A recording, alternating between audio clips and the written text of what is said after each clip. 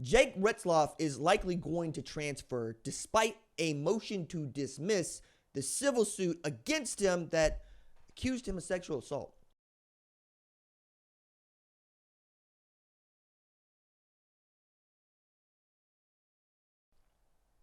What's up, kinfolk? It's RJ Young. I am not on a step mill. If this is your first time watching Adapt and Respond, thank you for joining us here. We talk college football year round. If that is something you're into, go ahead and hit that subscribe button, like this video, and answer the question in the comments below.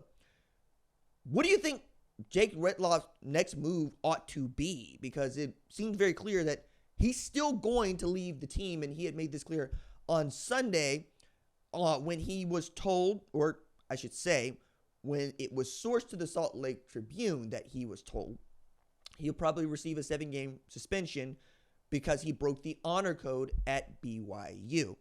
I'm also going to take this opportunity to remind you that we have an audio podcast on Apple and Spotify.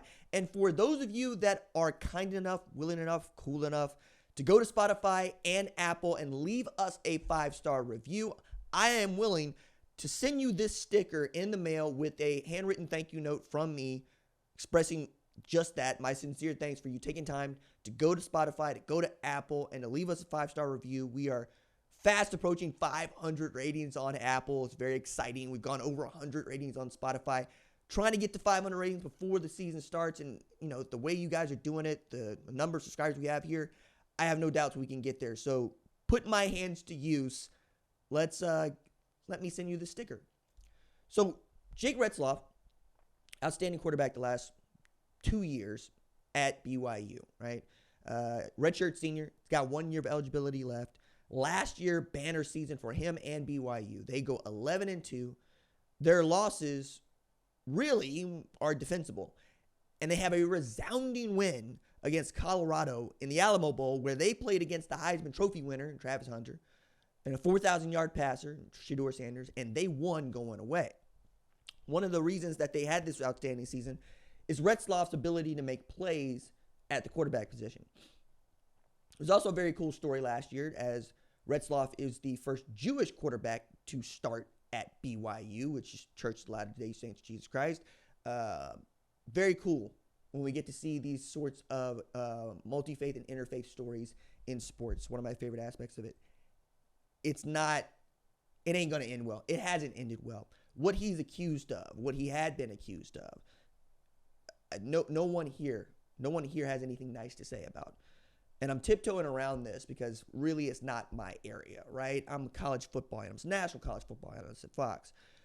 But as it pertains to playing football, it does produce quite the hole at BYU because, yes, Jake Retzlaff could stay at BYU and could sit out the season, right? But as he's a redshirt senior, and we live in the name, image, and likeness era, and we live in the immediate transfer to eligibility era, it's not likely to be the case. So he started informing people, yeah, I'm just going to go. So why the 7-game suspension? That feels appropriate given the honor code violation, which, among other things, prohibits premarital sex and insists on a chaste life.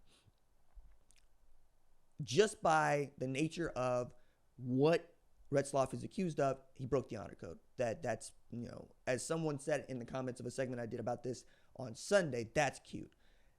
It's not, but it is their honor code, and you did sign it, and you did break that vow.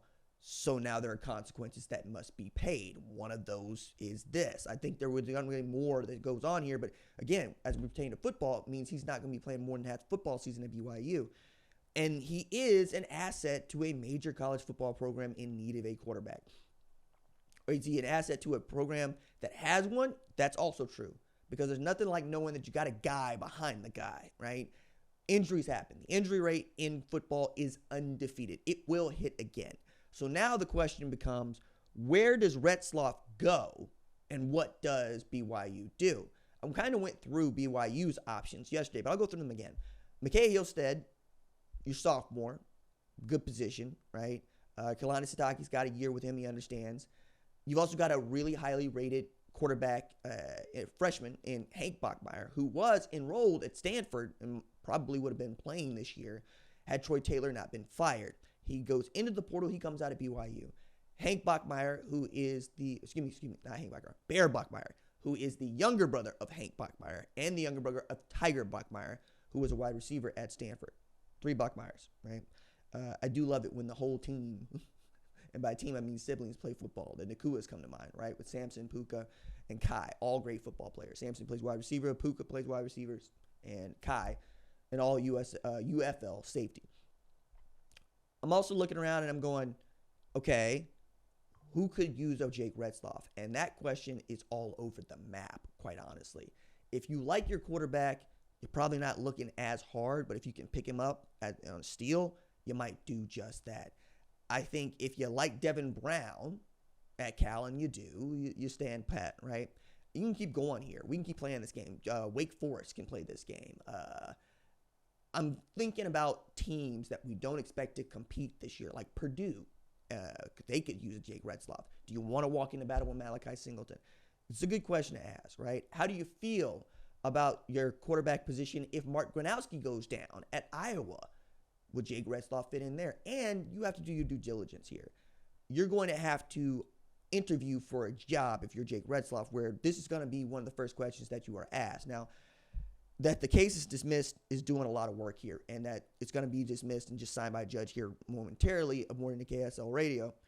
That also helps you. But I don't know that you can walk into a phone call once you hit the portal and not ask that question and not listen closely to his answer and dig at it, because you got what you need on film with Jake Retzlaff. You know what his arm can do. You know what his playmaking ability is like. And being a redshirt senior, you probably believe that he can pick up your offense pretty quickly. There's not a whole lot of, does this guy like football talk here? It is reassuring people the kind of character that you have, especially with this very, very close to mine. And Big 12 media starting next week, and Big 10 media days is coming. SEC media days is coming.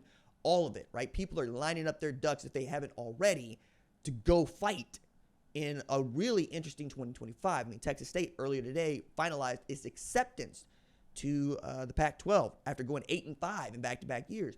If you're one of the quarterbacks that can help a program like Texas State get to the next spot, it's also a thing. I'm also looking at like Sacramento State, who's got Jaden Rashada, but again, do you want to take a flyer on this? There are lots of places to go. There are lots of places to go.